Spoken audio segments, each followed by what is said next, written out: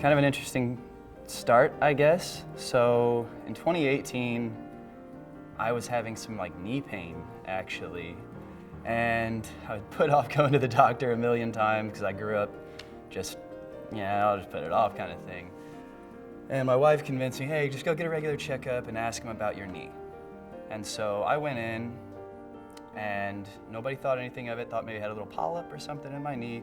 It actually turned out to be a sarcoma, which is a soft tissue cancerous tumor.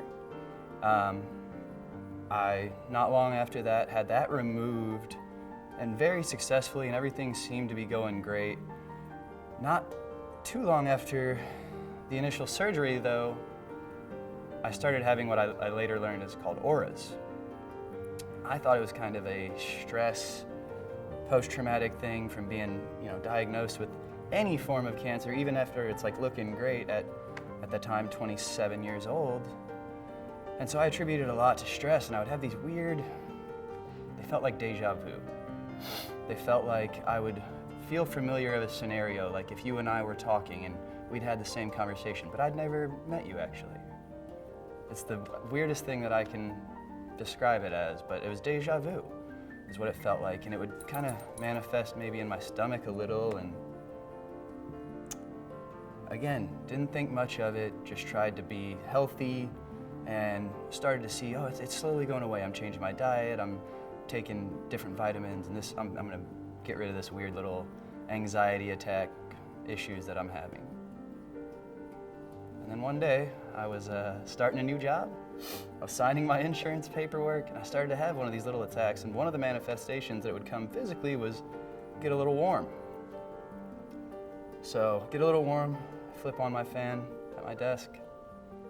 I woke up in the hospital a few hours later. Apparently, I'd had a seizure. Thankfully, I worked with some incredible people that knew just instantly what to do and got me to the hospital quick in an ambulance and everything. And I woke up, and I had fallen out of my chair a little bit, and I woke up, and I was in pain. And they did some scans, and there was something just different about hearing it a second time and hearing it in a different way. It was terrifying at 27, but